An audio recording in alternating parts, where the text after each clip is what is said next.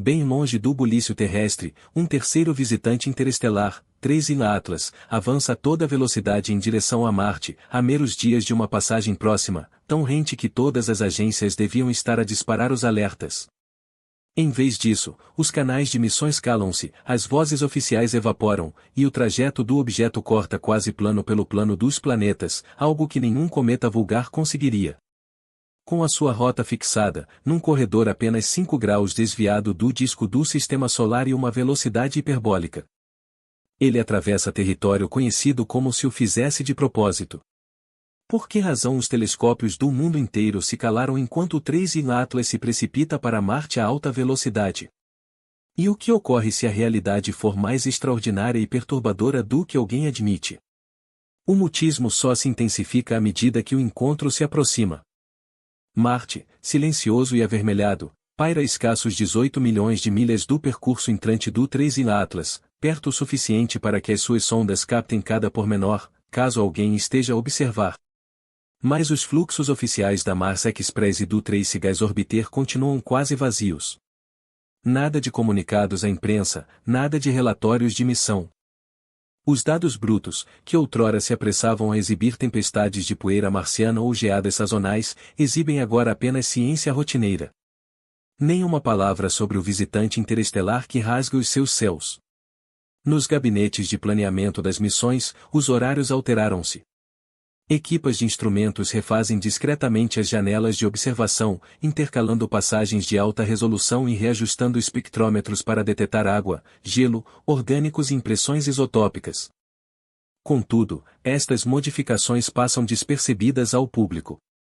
As únicas pistas surgem em registros técnicos, carimbos temporais ocultos, ajustes subtilíssimos às listas de alvos, enquanto a atenção global se concentra noutras notícias. A janela da passagem mede-se em dias, não em semanas.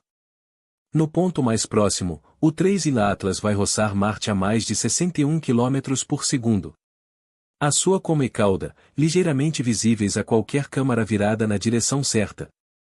Para comparar, o último objeto interestelar, Boris, nunca se aproximou a menos de 150 milhões de milhas de um planeta. Agora, um intruso cósmico rasga quase 5 graus acima do plano do Sistema Solar, num corredor que o coloca ao alcance de Marte, uma geometria tão reta e exata que os analistas orbitais a qualificam de semelhante a uma missão. Ainda assim, o silêncio persiste. Nenhuma agência avança para informar o público. O habitual desfile de cientistas de missões, sempre prontos a proclamar achados ou alertar para perigos, calou-se. Até as redes de amadores, esses observadores incansáveis com câmaras ao ombro que outrora inundavam o Discord e o Telegram com cada novo cometa, agora mendigam atualizações. O encontro está a dias de distância, e a única certeza é que os observadores melhor posicionados do mundo dizem quase nada. A dúvida paira no ar. Num sistema solar fundado na ciência aberta, o que significa quando as testemunhas mais próximas optam pelo silêncio? 1º de julho de 2025.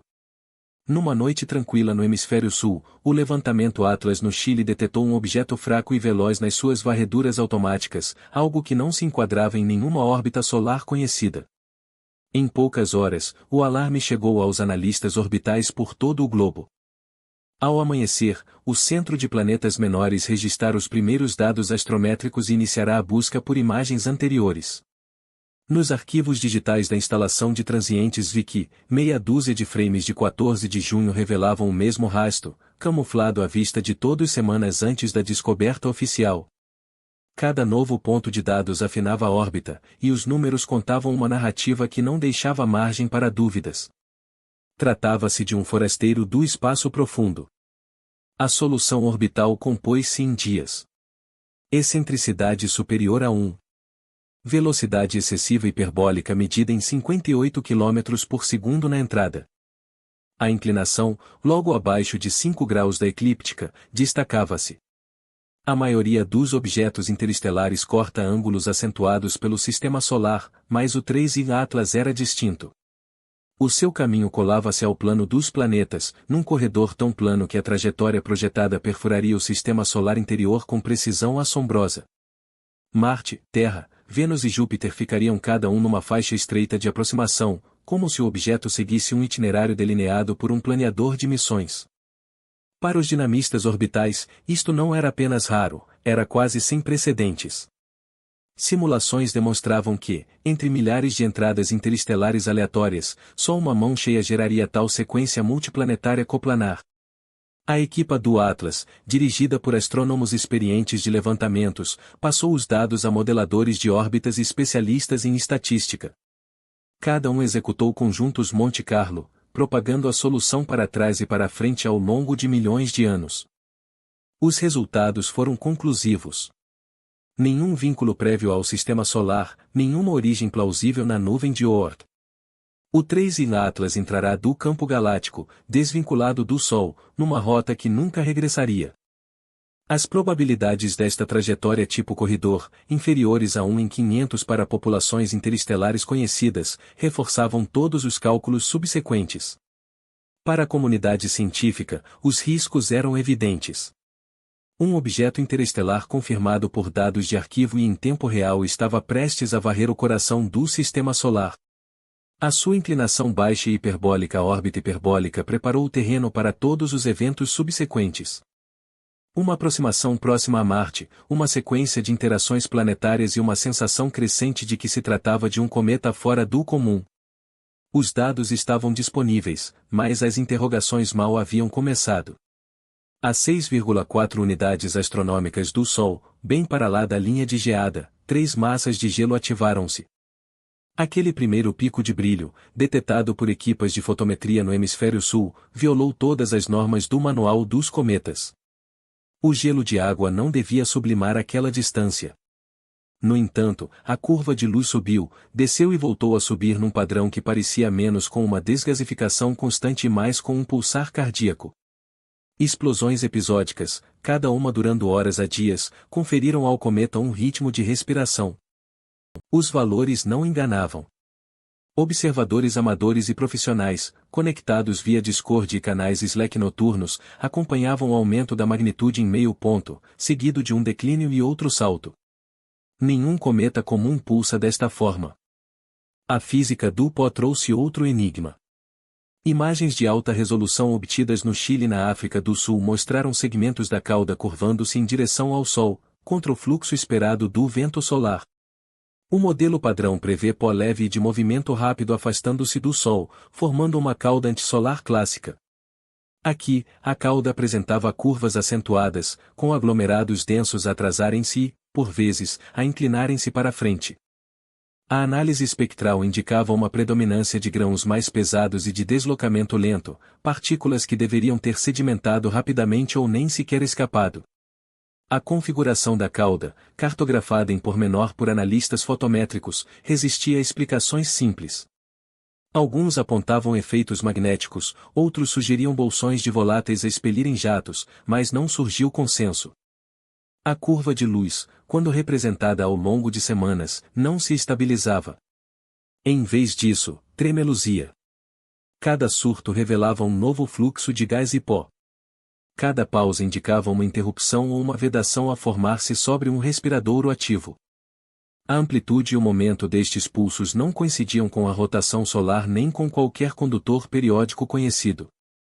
O objeto parecia reagir a mecanismos internos, e não ao aquecimento externo.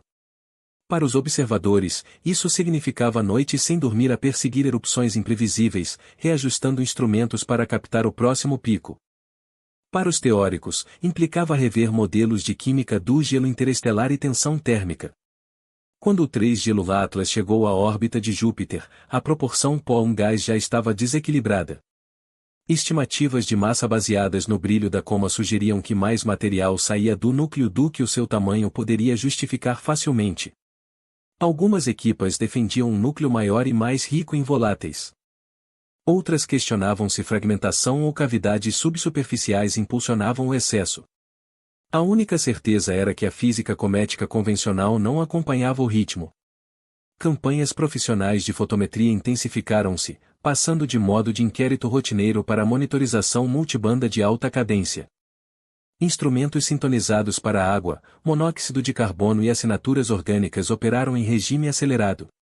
Observadores registaram cada salto de brilho, cada anomalia na cauda, alimentando a convicção crescente de que o três-olho Atlas não era apenas mais um viajante gelado. O comportamento do objeto, desviado do guião desde o início, exigia ferramentas novas, olhares renovados e disposição para seguir os dados onde quer que apontassem. Todos os grandes telescópios com visão direta ao 3i Atlas estão agora em estado de alerta máximo, embora poucos o admitam publicamente. No Centro de Operações Espaciais Europeu, os controladores da Mars Express inseriram discretamente novas coordenadas no plano de observações da semana. Os espectrômetros das orbitadoras de gás-traço, ajustados para metano e vapor de água, foram redirecionados em silêncio para examinar a coma do cometa em busca de orgânicos e isótopos raros. Cada alteração é registrada em boletins técnicos, nunca em comunicados de imprensa. As modificações são subtis, uma passagem extra aqui, uma janela alterada ali, mas acumulam-se numa operação desenhada para rapidez e discrição. Do outro lado do Sistema Solar, o telescópio espacial James Webb reservou horas preciosas no seu calendário sobrecarregado. No ciclo de março a setembro, uma proposta de via rápida ativou os instrumentos NIR-SPEC e MIRI do JWST, à procura das marcas de moléculas pristinas, orgânicos, silicatos e monóxido de carbono preservados desde a viagem do cometa entre as estrelas. Notas de revisores, visíveis apenas em resumo, descrevem o evento como uma oportunidade sem precedentes. Contudo, a alocação final vem com um aviso: a janela de eclipse aproxima-se e nem o escudo solar do JWST consegue inclinar-se para captar o cometa durante a conjunção solar. Os diretores do Hubble autorizaram uma série de sessões de imagem de alta cadência, concentradas no halo brilhante de pó e gás que envolve o núcleo. Resultados iniciais sugerem um mistério: a massa de material ejetado, inferida do brilho da coma, excede largamente o que o tamanho estimado do núcleo pode explicar. Se o núcleo mede menos de 6 km de diâmetro, como as imagens diretas indicam, então a taxa de outflow deve ser impulsionada por algo além do aquecimento solar isolado. Algumas equipas argumentam por reservatórios ocultos ou até fragmentação em curso. Outras pedem cautela, destacando as margens de erro que sempre atormentam a ciência comética a esta distância. Fora ou através de vias informais, uma rede mundial de astrônomos amadores assumiu o papel central na vigilância ininterrupta. Na África do Sul, no Chile e na Austrália, equipas sincronizadas competem com o nascer do Sol para registrar cada surto. As plataformas Discord e Telegram fervilham com medições fotométricas brutas, imagens espectrais rápidas e variações de magnitude cronometradas. Disputas surgem quanto a técnicas de calibração e acesso a instrumentos, mas o caudal de informações prossegue sem tréguas. Quando o núcleo comatoso vacila ou a cauda se curva, são muitas vezes os entusiastas a detectar a alteração em primeiro lugar, horas antes dos avisos profissionais chegarem. À medida que se avizinha o período de eclipse solar, cada registro ganha importância vital. As sondas em órbita de Marte tornar-se-ão em breve os únicos observadores com visão desimpedida. O Hubble e o JWST param as operações, obrigados pelos protocolos de evasão solar que os afastam da ação. Por um curto intervalo, o sucesso da missão depende de um punhado de naves espaciais e da determinação de uma comunidade dispersa, todos atentos a indícios de que este intruso cósmico vai além de um cometa vulgar. O tempo urge o fluxo de dados transformar-se num salva-vidas. Nas semanas que precedem o periélio, o mutismo oficial intensifica-se. Os pré-prints escasseiam. As sessões de conferências encerram-se. Notas técnicas outrora comuns surgem agora com selos como o Segurança Operacional ou o Revisão Interna Exclusiva. Astrônomos que antes partilhavam mensagens no Slack sobre seleções de filtros agora comunicam em códigos cautelosos ou calam-se por completo. Algumas fugas pontuais emergem. Fragmentos de registros de conversas em missões, uma cadeia de e-mails censurada com o assunto ou embargo de dados até novo aviso. Até o habitual dilúvio de imagens brutas da Mars Express reduz-se a um fio. Os dados persistem, mas o acesso fica bloqueado, por vezes durante dias. Nestes corredores silenciosos, a impaciência ferve. A AVI e o seu grupo de defensores de intercepções insistem num sobrevoo de nave no último instante. A Juno, readaptada, poderia aproximar-se. A recusa chega célere e inviável. Orçamentos são invocados. Riscos à ciência principal são aludidos. Numa troca no Slack, um gestor de projeto declara "e nem pensar". Prioridades da missão fixadas, sem Delta V disponível. A sugestão morre em comissão, sem jamais debater-se publicamente. Enquanto isso, rumores circulam pelas redes amadoras. Uma fuga no Slack alude a uma anomalia técnica, mas os pormenores são apagados antes de se espalharem. A cada boato responde um contra-boato. Os dados retêm-se para uma divulgação sincronizada ou embargam-se para prevenir erros de interpretação.